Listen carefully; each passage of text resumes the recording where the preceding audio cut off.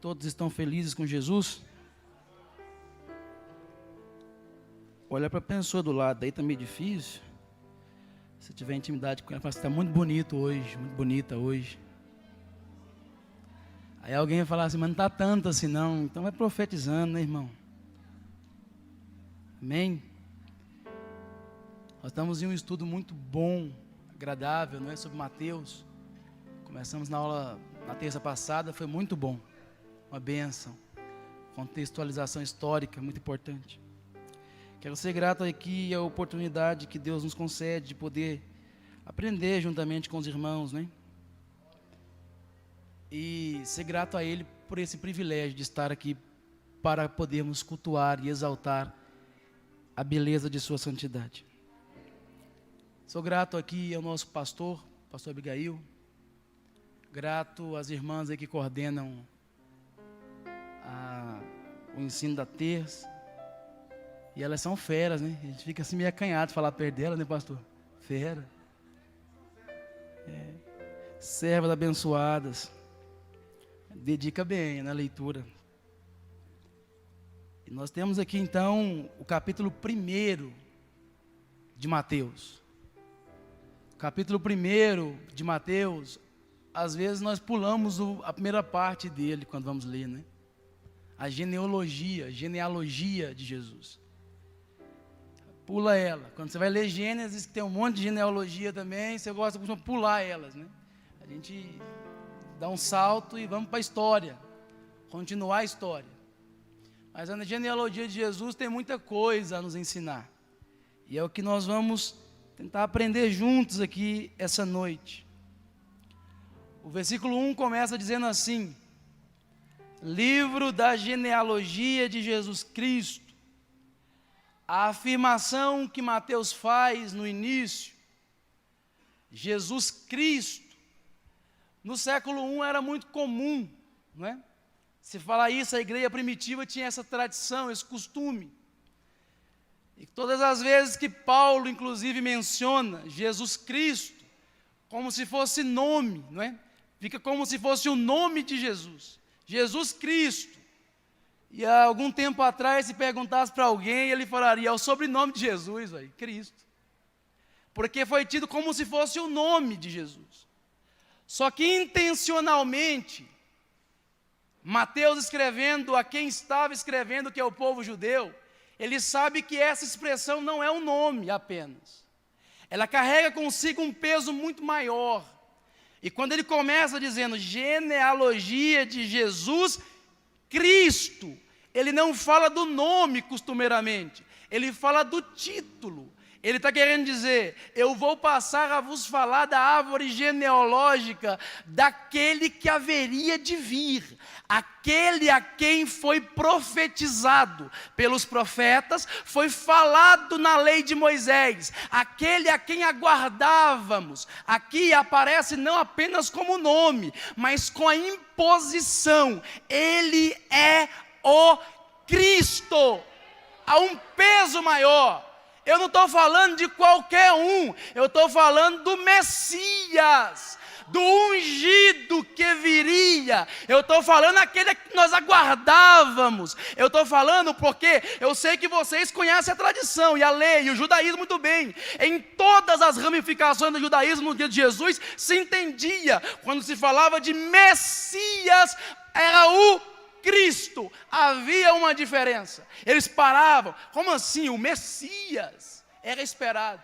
Vimos e aprendemos na terça passada o contexto histórico. Há uma catástrofe. O povo judeu está vivendo o seu inverno, já que nas primeiras 14 gerações, que é entre os patriarcas e os juízes, eles viveram um tempo muito agradável da primavera. Eles viveram um tempo muito agradável, que é o tempo em que eles estavam desfrutando de bênçãos. E agora eles chegam a um período muito catastrófico, no fim das últimas 14 gerações, que é o período do inverno. Há uma catástrofe, a situação não está fácil, e naquela situação tão difícil, eles ansiavam, desejavam que o Messias viesse. Então quando Mateus escreve dizendo, eu vou só falar da genealogia do Messias, do Cristo, eles param.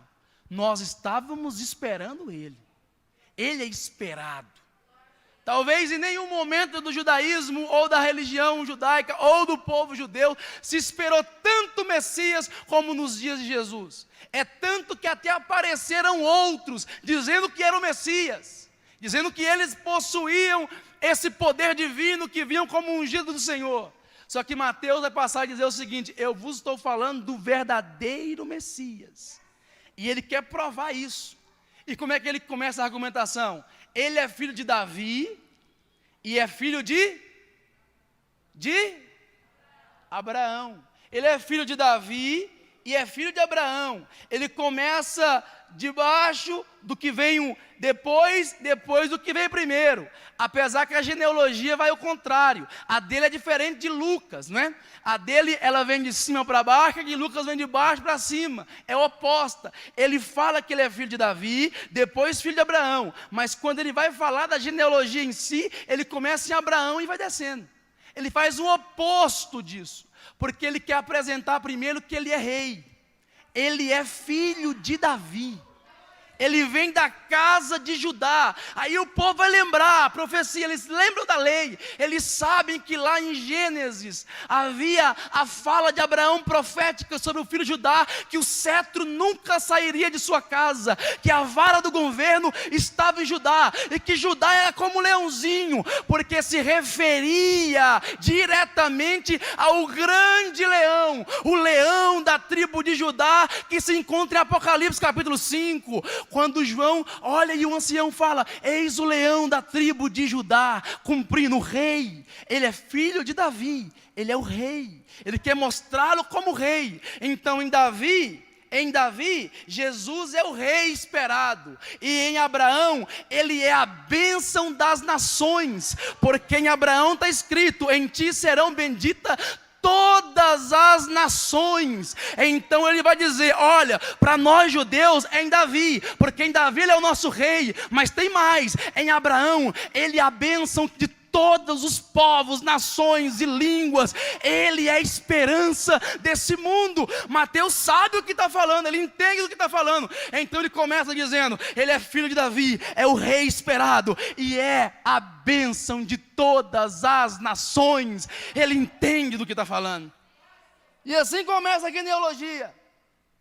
Em Abraão há uma bênção para toda a humanidade, porque Deus começou, quando chamou Abraão, começou a história da redenção. Em Abraão começa a história da redenção. Às vezes achamos que começa lá em Mateus, mas não é em Mateus que ela começa. Ela começa em Abraão, quando Deus decide criar de novo. Porque em Abraão é uma sociedade pós-diluviana. Todos haviam passado pelo dilúvio e não havia muito tempo. E a sociedade também estava um caos já. Pouco tempo que o juízo de Deus havia sido derramado, e o povo já estava em uma catástrofe total. A pergunta que nós podemos refletir sobre é: o que nós faríamos com esse povo? A maioria de nós ia pensar: vamos destruir tudo. Aí Deus falou: não, eu vou chamar um homem para começar tudo de novo. Há um recomeço, porque Deus é um Deus de recomeços. Abraão é um recomeço, é uma retomada, é Deus dizendo: vou começar o projeto de novo aqui agora, porque em Abraão todas as nações do mundo serão abençoadas. Aí Mateus começa falando: ele é filho de Davi, mas é filho de Abraão. Abre, por gentileza, se for possível colocar aí, filho de Davi. Abre lá em Salmos de número 89, verso 29. Ele é filho de Davi. Salmos de número 89, verso 29.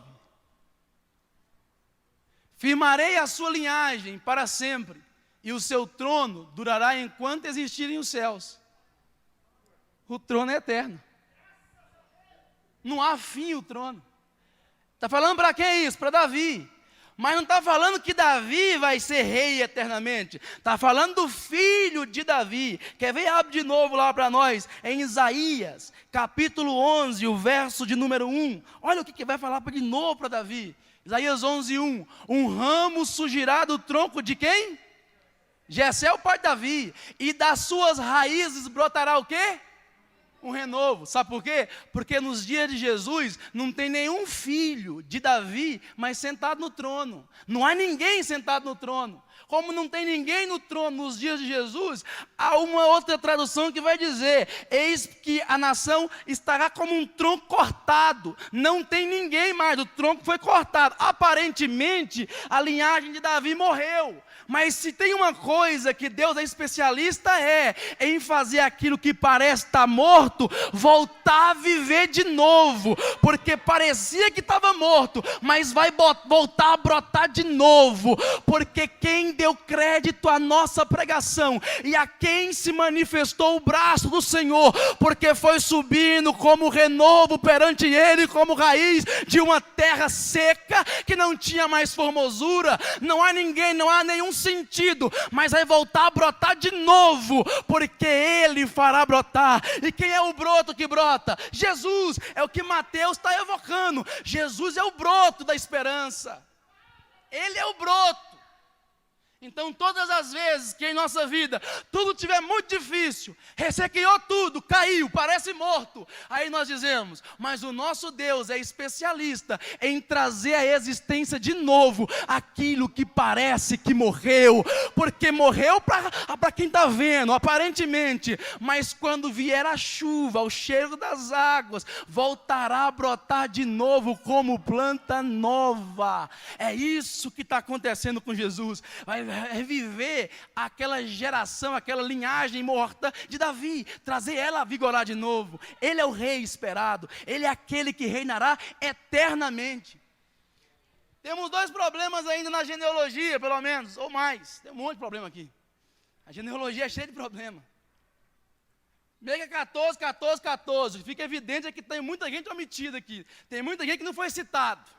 Uma renca de gente não foi citado. Aí você vai discutir por que não citaram, né? Não dá para saber direito. Mas o certo é que Mateus tem um propósito em citar 14, 14, 14.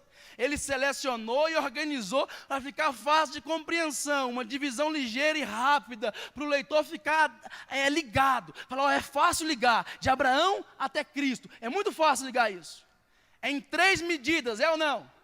É porque Jesus disse: o reino dos céus é semelhante a uma mulher que pegou uma farinha, pegou 3 medidas de farinha, misturou e fez um bolo. É semelhante a isso. Uma mulher, 3 medidas. Quantas medidas temos? 14, 14, 14. 3 medidas. As 3 medidas da farinha. Quem é essa mulher que Jesus usa na parábola? Supostamente Sara. Quando Abraão chega para ela e diz assim: Sara, nós temos 3 senhoras ali fora. Pega 3 medidas da melhor farinha, prepara o bolo para que eu possa levar para eles. Há uma semelhança entre as 3 medidas, e a última das medidas é a medida em que vamos encontrar o Messias, é do exílio até Jesus. E aí há um problema nessa medida, porque nessa medida da farinha, um profeta chamado Daniel, que é conhecido de todos, ele disse que são 70 semanas, e aí poderíamos entrar na escatologia, mas não dá tempo.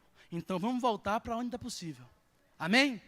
Chegar em casa depois, você quebra a cabeça e vai tentar entrar nessa questão da genealogia. É muito complexa, ela é muito linda, muito bonita. A gente passa correndo de uns textos da Bíblia que eles são muito bonitos, muito lindos. Vamos continuar aqui então. Ele é filho de Davi e é filho de... Isso ficou claro? Tranquilo? Essa é a genealogia de Jesus.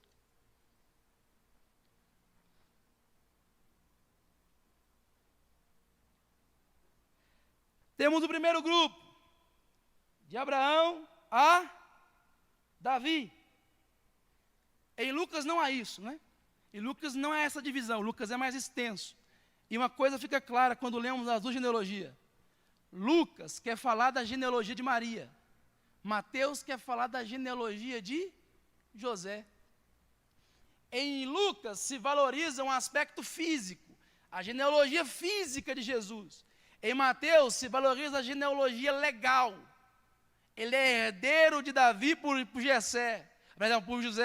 Ele é herdeiro de Davi por José. E Maria se mostra uma genealogia muito mais física, direta, porque se subentende que, segundo os entendidos por aí, que Jesus teve na terra apenas mãe e na eternidade apenas pai, porque lá é Deus e aqui, supostamente, Maria. O povo vai fazer um negócio muito mais forte para Maria aí, mas nós vamos entrar nesse mérito também não dá tempo. O povo peteca um pouco para lado da Maria aí, mas vamos já quieto. Maria é graciosa sim, ela é esplendorosa, porque ela é a única mulher em toda a história da humanidade que tem semente, a semente da mulher. Sabemos muito bem que na ordem organizada não é a mulher que tem semente, a semente é o homem, está no homem, a mulher é o vaso que recebe a semente para que possa germinar, mas Maria tem uma semente, que não é dela, claro, que vem do Espírito Santo, mas ela é a única que vai gerar sem ter uma semente do homem, porque Jesus não é fruto da vontade do homem e nem da vontade da mulher, ele é fruto da vontade de Deus. Isso é muito claro e objetivo na Bíblia. Se tem uma coisa que é evidente é que a nossa restauração, a redenção, ela não foi pensada de última hora. Deus não falou, vou fazer redenção agora. Não, Deus já sabia, tanto que ele disse, Jesus é o Cordeiro oferecido antes da fundação do mundo. A redenção não é um acaso, ela é uma providência, porque eu já prometi, já garanti, e ela já vai acontecer. Ela é evidente, ela é clara, ela é concisa. Não tem como mudar isso, é projeto de Deus. A minha vida e a sua ser restaurada não foi por acaso, foi porque Deus projetou na eternidade. Na eternidade, a minha casa, a sua casa vai prosperar, vai para frente, vai para o céu. Por quê? Porque Jesus foi projetado na eternidade. O Pai nos deu perdão na eternidade. O Pai nos garantiu a sua herança, o seu reino, antes da fundação do mundo. Ele vai dizer assim, vinde benditos de meu Pai, possui o reino que vos está preparado antes da fundação do mundo. E o que me inculca é, nós cristãos ficarmos perplexos, parados, com medo, achando que a história está no controle dos homens, está no controle dos tronos da terra, quando na verdade a história foi traçada na eternidade. E o Senhor da eternidade, que assenta sobre o mais alto e sublime de todos os tronos, já arquitetou e organizou a minha e a sua história. Ela não é um acaso, ela é uma providência divina. Entender isso é difícil, aceitar é mais difícil ainda, mas precisamos viver isso. A nossa vida deve estar no centro da vontade dEle, porque Ele arquitetou a história na eternidade. Ele é poderoso. Na genealogia de Maria, ela vai por Natã, um outro filho de Batseba. Lembra que Batseba tem 4 filhos com Davi. Salomão teve 5, morreu. Salomão e mais 3. O segundo na escala é Natã. Temos um outro problema grande, porque se a genealogia de José, que é legal, vai por Salomão, e a de Maria vai por Natã, temos 2 troncos ligados a quem? A Davi. Um problema é que nós vamos encontrar em Jeremias, Deus estipando a linhagem de Salomão. A linhagem de Salomão vai ser colocada de lado, deixada de lado. Por gentileza lá, Jeremias 22, 24. Quase terminando.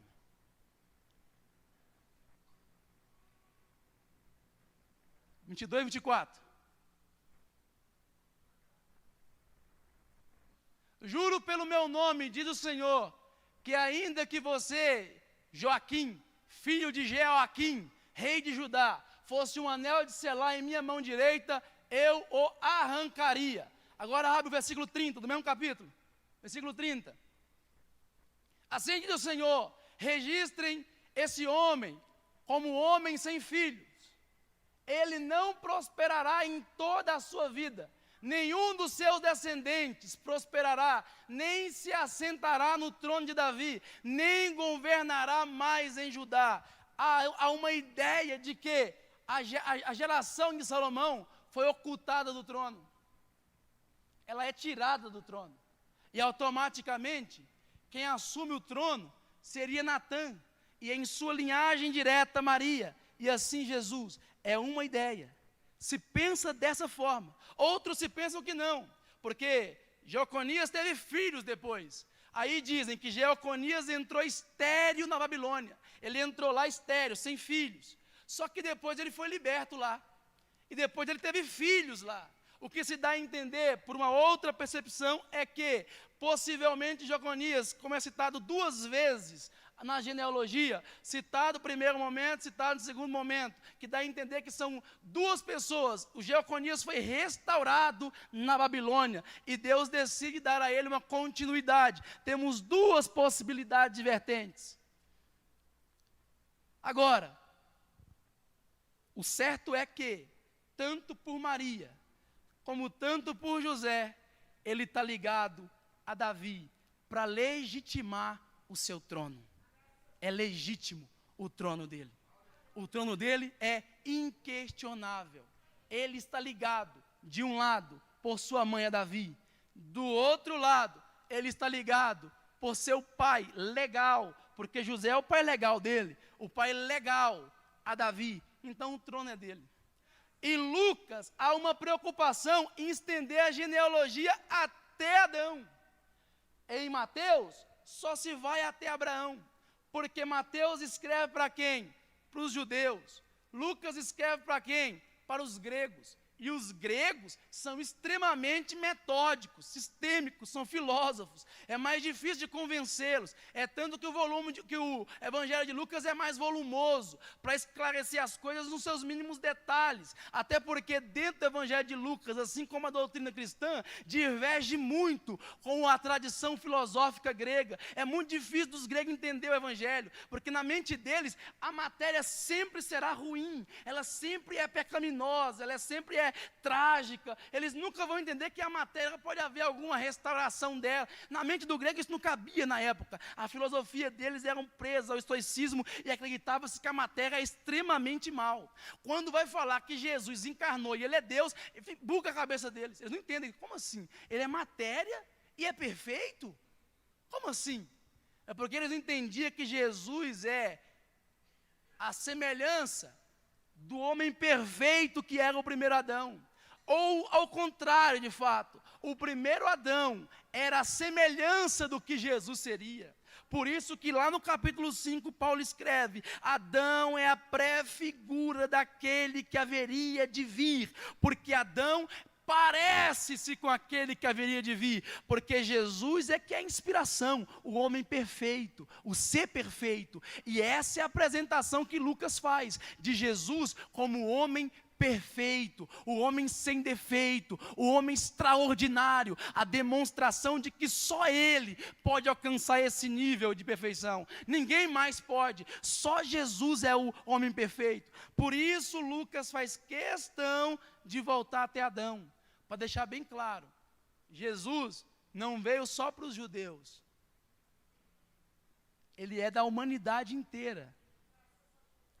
Porque se lá em Mateus, aqui em Mateus se faz questão de dizer de Abraão, Lucas fala não.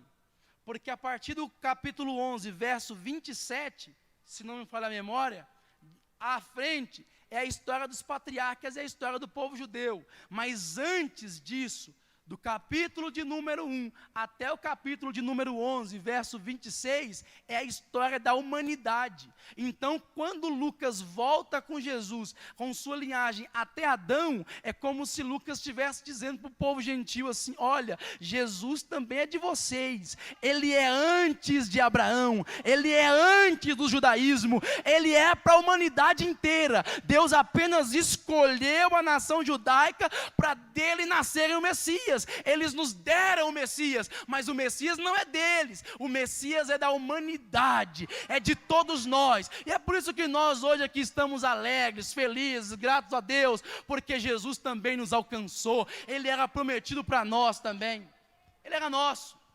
Então Lucas faz questão de falar disso, questão de mencionar isso. Ele é da humanidade. Mateus vai restringi-lo ao judaísmo, mas Mateus faz isso de forma intencional, mas no seu evangelho inteiro, porque então não vou ler o evangelho de Mateus, é só para os judeus, né? Não, ele faz questão de no evangelho inteiro dele, como vamos ver adiante, mencionar que Jesus é das nações também. Só que ele tem que convencer o judeu disso, porque o judeu acha que é só dele. Aí ele tem que usar texto para dizer assim, olha, Jesus falando, até das pedras Deus pode, João falando, perdão, até das pedras Deus pode suscitar filhos a Abraão. Ou seja, evoca a ideia de que as nações também são herança e que merecem o Cristo Jesus, ele é das nações. Isso fica evidente, amém? Vamos passar para o segundo ponto. O capítulo 1 é dividido em 2 pontos. Primeiro ponto, a genealogia. Segundo ponto, Mateus faz uma corrida rápida, né?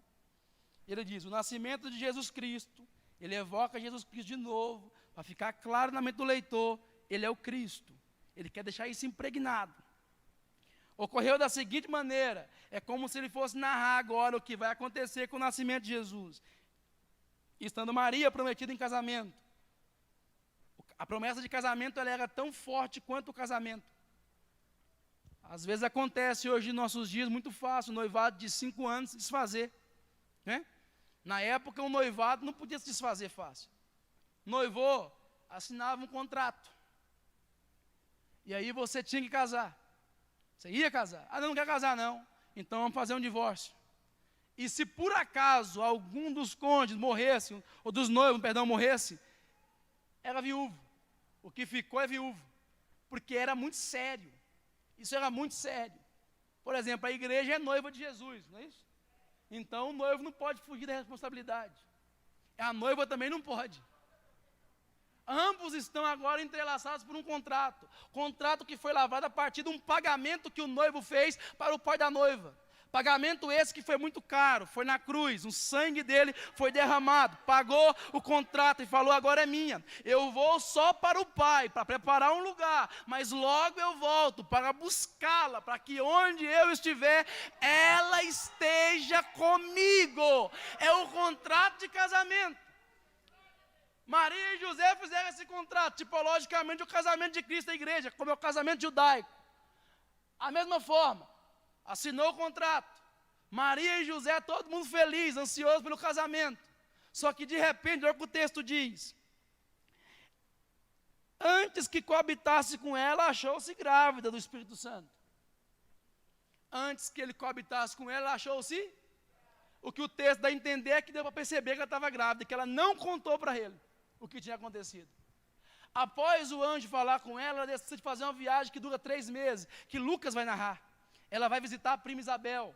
Aqui também está grávida de 6 meses, por providência divina, porque o marido dela e ela já eram anciões, já eram velhos, não podiam ter filhos. E agora, por providência divina, nasce um menino lá. E quando Maria vai se aproximando de Isabel e grita, quando ela fala, a Isabel sente ali uma alegria que ela não consegue explicar. E dentro do ventre dela o menino se move.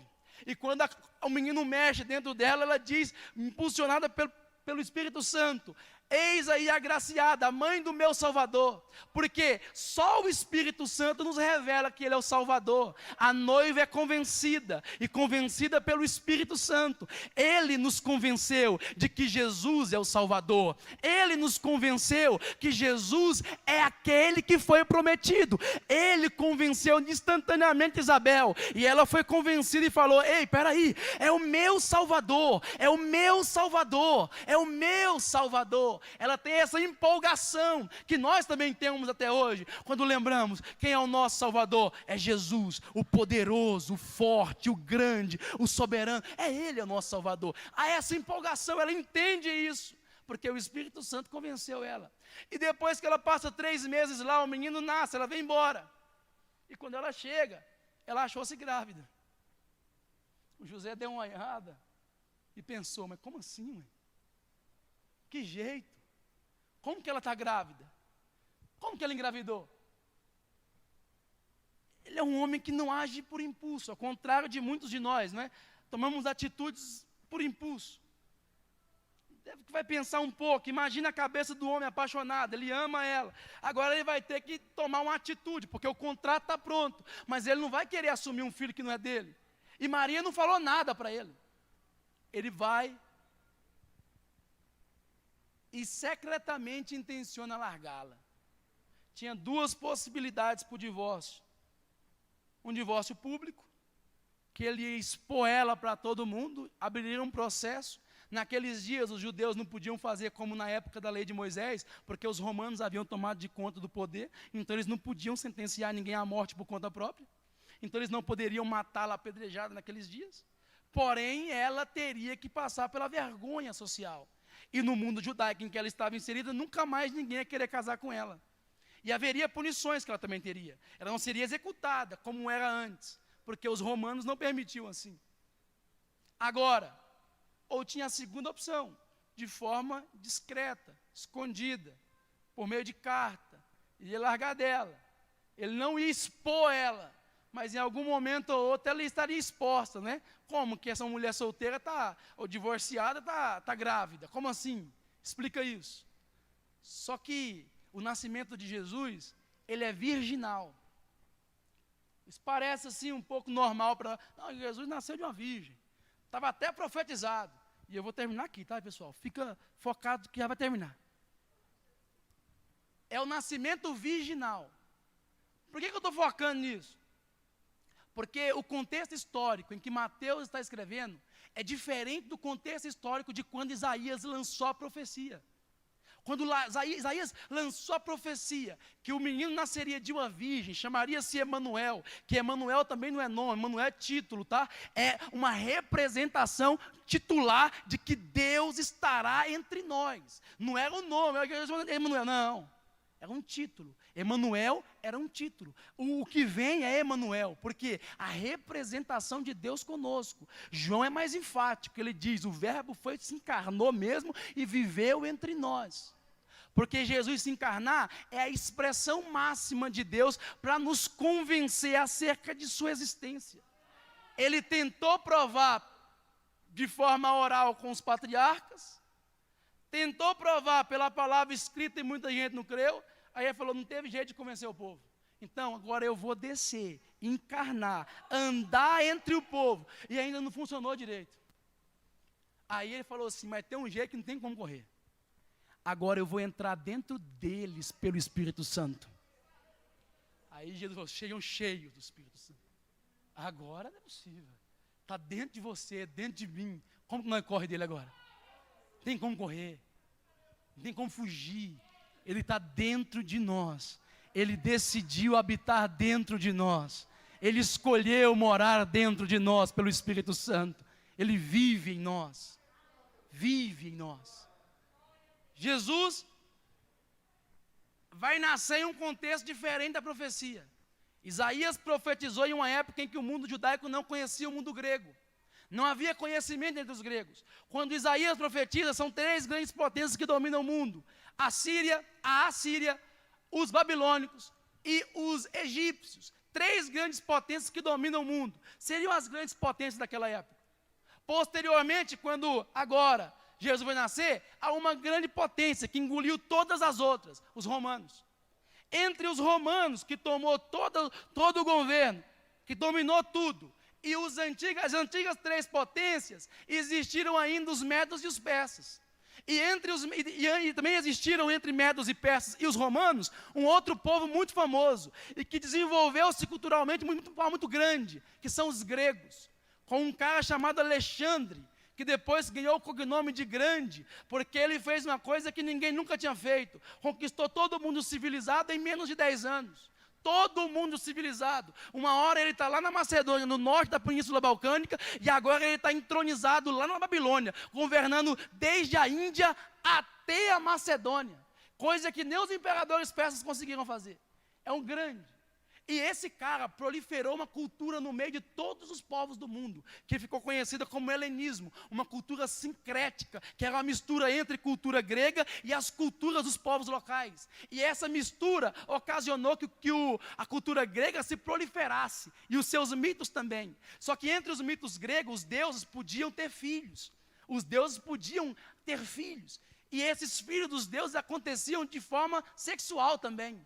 Então, quando Mateus escreve nesse contexto, Jesus nasceu de forma virginal, ele está dizendo, em nenhuma cultura do mundo grego, em nenhuma cultura, nem na nossa cultura judaica, em nenhuma cultura do mundo, já se viu alguém dizer que uma virgem concebeu e deu à luz a um filho, porque em todas as outras culturas, os deuses incorporavam em homens, animais, e uma série de loucuras, mas aqui não, ele é fruto não da vontade do homem, nem da vontade da mulher, ele nasce de uma virgem, ela realmente é virgem, ela realmente é pura, imaculada, porque o nascimento dele não é daqui, vem da eternidade, não é fruto de coisa daqui. Então, quando ele fala, ela é virgem, para nós é simples, mas o pessoal da época era batendo na cara dos gregos, dos helenistas, dizendo, olha, aqui não é uma coabitação dos deuses com as humanas, ou das deusas com os humanos, é um ser totalmente transcendente, totalmente, absolutamente espiritual, ele não tem coabitação carnal, ele apenas colocou nela a semente que foi conhecida como da mulher, a única em toda a história da humanidade, por isso que ela é agraciada, porque ela é a única em toda a história da humanidade a ter esse privilégio. E detalhe, o José não acredita muito nisso, né? Está grávida, vamos largar. Mas ela é virgem, tá? O ímen não é rompido de fora para dentro. O ímen vai ser rompido de dentro para fora. Porque todas as obras de Deus, escuta isso, todas as obras de Deus não começam de fora para dentro. Elas todas começam de dentro para fora. De dentro para fora. Sempre de dentro para fora. O menino foi gerado, vai nascer, mas ele é fruto de uma virgem e da vontade do Espírito Santo que veio sobre ela. Então, quando nós defendemos isso, é com muito orgulho, porque nós estamos dizendo, o nascimento de Jesus não é desse mundo, é uma ação espiritual. Na primeira parte do capítulo, nós temos a genealogia humana de Jesus, mas a partir da segunda parte do capítulo, nós temos a genealogia divina de Jesus, porque se ele não é filho de Maria pela vontade dela, ele veio da eternidade, de um outro lugar, quem colocou foi o Espírito Santo, ele já existia, como João nos revela. João vai nos dizer que ele era antes de tudo, que no princípio ele era o verbo, a palavra expressa de Deus, e a palavra estava com Deus, e a palavra era Deus. Quando a palavra entra na virgem, está mostrando claramente que aquele que entrou na virgem, que vai sair da virgem, ele é da eternidade, ele é do antes de todos os tempos, ele é do antes de todas as eras, ele é eterno, eterno. E aí se prova a divindade de Jesus. Ele quer mostrar que Jesus é Deus. A preocupação dele é essa. Eu preciso convencer esse povo que vai ler isso aqui, que vai ler esse evangelho, que vai ler essa narrativa. Jesus Cristo é Deus. Alguém aqui hoje não acredita que Ele é Deus? Todo mundo acredita que Ele é Deus, né? Claro, nós acreditamos que Jesus, filho de Davi, filho de Abraão, que lá em Lucas, filho de Adão, Ele é